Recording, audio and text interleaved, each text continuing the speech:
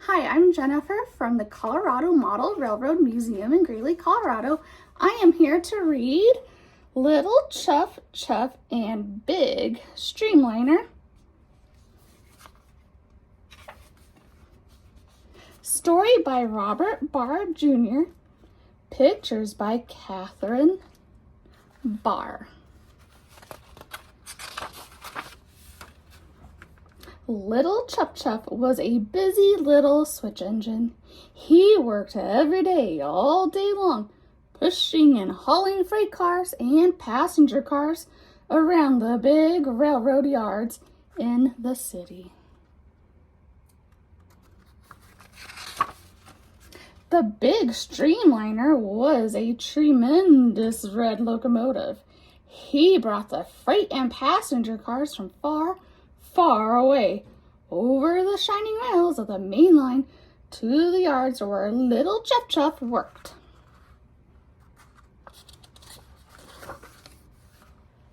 Little Chuff Chuff, who was short and stubby, went only from the freight station at one end of the yard to the yard limit sign at the other end. He often wished to be like the big Streamliner. He had two sets of drivers, those big wheels that make a locomotive go. He pulled great long freight trains and passenger trains at 80 miles an hour for hundreds and hundreds of miles. One day, Little Chuff Chuff had a bit of lameness in one of his 6 small drivers, and his engineer took him to the roundhouse to be fixed.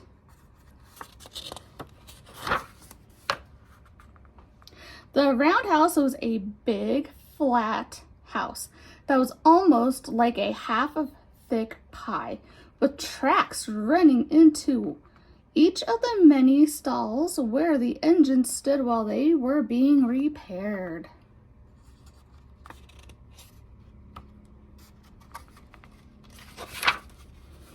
How excited and pleased Little Chuff Chuff was when he found himself in the stall right next to Big Streamliner.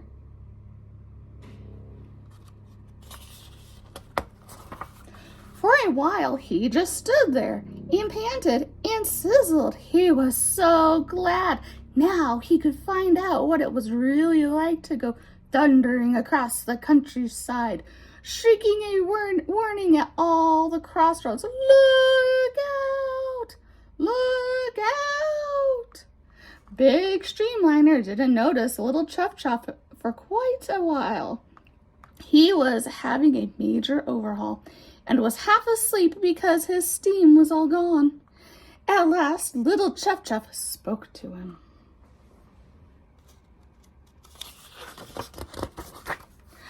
"Oh, Big Streamliner," he piped in a whistly little voice. "I wish I were a big high-speed locomotive like you." Big Streamliner rolled his large headlight eye around and looked at the little switch engine beside him.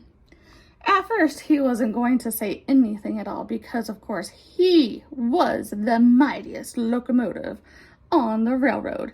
And why should he talk to a lowly switch engine?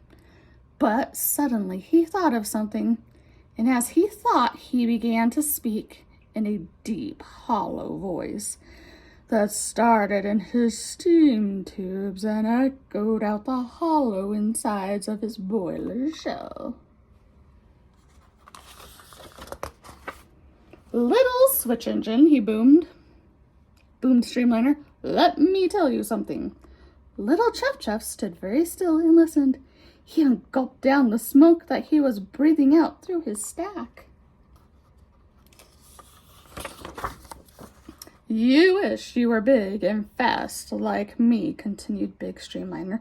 "Well, I am big, and I am fast, and I do rush across the country hauling long freight trains and passenger trains at 80 miles an hour. But," he rolled his headlight eye over at Little Chuff Chuff again, "I can't push cars around the yard here. I can't make them go on to the proper tracks and become long trains. If I tried to do all that, I should soon be all worn out. You see, I can't go forward and backwards as quickly as you. I was built to pull cars, not to push them. So, if you didn't take the cars that I bring here and make other trains with them, there would be no more trains for me to pull.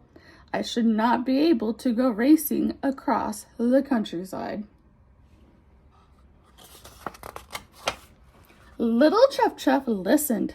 Right now, Big Streamliner went on in his booming voice, there is no train for me.